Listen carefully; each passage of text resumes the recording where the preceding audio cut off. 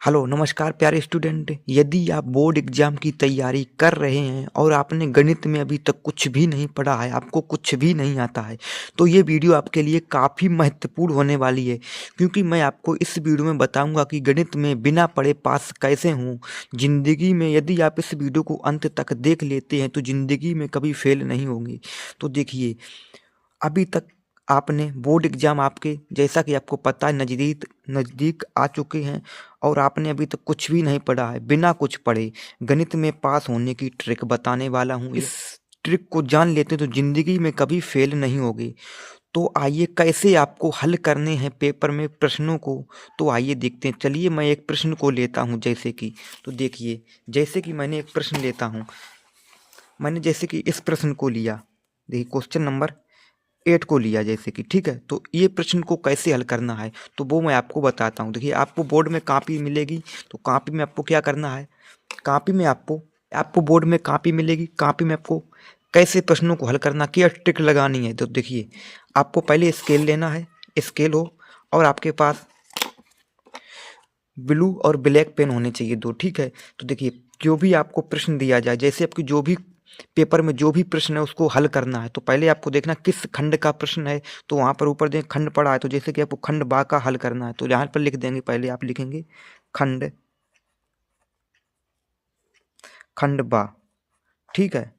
इतना लिख के बाद आपको स्केल से यहाँ पर आपको 2 लाइनें कर देनी है स्केल से।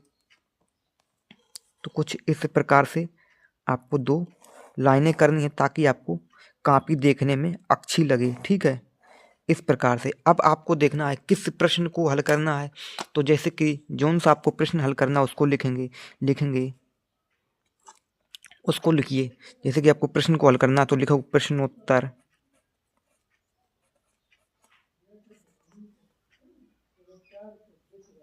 लिखिए आप प्रश्नोत्तर संख्या,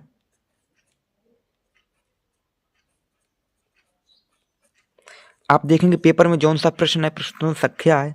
तो जैसे कि आपका, जैसे कि प्रश्न नंबर 8 है, तो लिखिए आप प्रश्न नंबर 8।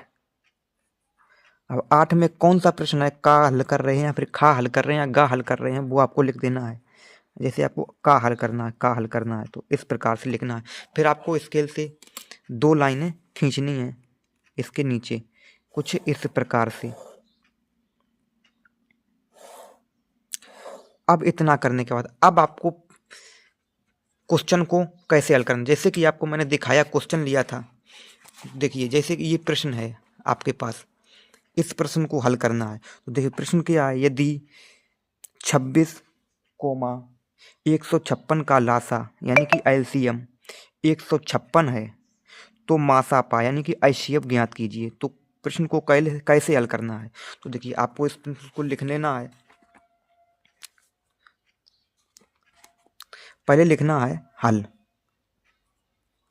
हल लिखेंगे। हल लिखने के बाद अब देखो प्रश्न में जो आपको दिया है, क्या दिया था आपको प्रश्न में दिया था, लिख लेना है, दिया है, लिखो दिया है, क्या दिया है। अब आपको ब्लू पेन से लिखना है एलसीएम, एलसीएम 26, 156 कितना दिया है, 26, 156 का एलसीएम दिया है 156। अब आपको ज्ञात करना है, तो आप लिखेंगे फिर ज्ञात करना है। आपको प्रश्न से ही लिखना है। आपको क्या ज्ञात करना है, यानी एचसीएफ निकालना है। एचसीएफ एचसीएफ निकालना है किसका, 26, 156 का क्या होगा, ठीक है। इतना तो आप आसानी से कर लेंगे। अब यहाँ पर आपको फार्मूला लगाना है। कौन सा फार्मूला लगाना है आपको, यदि ये नहीं पता है तो आप देखिए, यहाँ पर आप फार्मूला लगेगा। फार्मूला होता है, तो लिख दीजिए आप सूत्र से, यहाँ पर लिख लेना सूत्र से, सूत्र से। इतना लिखने के बाद अब आप क्या करेंगे, अब यहाँ पर सूत्र लगेगा कौन सा, पहली संख्या, पहली संख्या गुणितु दूसरी संख्या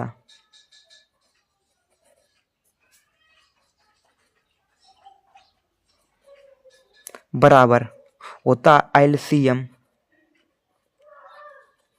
इंटू HCF। ये आपको फार्मूला लगाना है। यदि आपको फार्मूला नहीं याद है तो आपको क्या करना वो भी मैं आपको आगे बताऊंगा, ठीक है। अब यहाँ पर देखिए पहली संख्या क्या दी गई है आपको, तो यहाँ पर देखिए पहली संख्या 26 है और दूसरी संख्या 156 है। तो पहली संख्या की जगह पर आपको क्या लिखना है 26, इंटू लगा है यहाँ पर तो इंटू लगा देना है।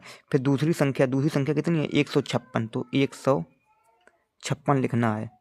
अब यहाँ पर बराबर लगा है तो बराबर लगाएंगे। अब यहाँ पर एलसीएम लिखा है, एलसीएम हमें कितना दिया है, एलसीएम दिया है 156, तो आपको 156 लिख लेना है, ठीक है। अब इंटू लगा है यहाँ पर मल्टीप्लाई लगाएंगे। अब HCF हमें निकालना है तो HCF को हम ऐसे ही लिख देंगे HCF, ठीक है। इतना करने के बाद अब आपको क्या करना है, तो देखिए इतना करेंगे। इतना करने के बाद यदि आपको फार्मूला नहीं पता है तो आपको जो भी फार्मूला याद है कुछ थोड़ा बहुत गलत सलत वो लगा देंगे। यदि आपको 3 अंक का प्रश्न है तो आपको कम से कम 1 या 2 अंक तो मिल ही जाएंगे। इतना करेंगे, ठीक है। अब इसको हल कर देना है। कैसे हल करना है, तो लिखेंगे 26 इंटू 156, इसको ऐसे ही लिखा रहने दो। अब 156 जो इधर वाले हैं इसको इधर लाओ, तो देखो HCF की ये क्या है गुना में है। तो गुना में जब भी कोई संख्या होती है तो उसको बराबर के जब भी इधर भेजते हैं वो कहाँ पर आती है, भाग में आती है। तो उसको हमेशा आपको भाग में लिख देना है। तो लिख देंगे 156 बराबर, यहाँ पर क्या बचेगा सिर्फ HCF, ठीक है। इतना लिखने के बाद अब देखिए 156 से 156 कटेगा तो कितना बचेगा 26 बराबर HCF। तो ये हो जाएगा आपका आंसर, ठीक है। अब आपको इसको ऐसे नहीं छोड़ना ताकि अच्छा लगे, इसलिए आपको HCF को आगे लिख देना HCF बराबर 26। तो इस प्रकार से आपको हल करना है। तो दोस्तों आशा करता हूँ वीडियो पसंद आया है। तो वीडियो को पसंद आया तो वीडियो को लाइक और चैनल पहली बार आए हैं चैनल को सब्सक्राइब करें।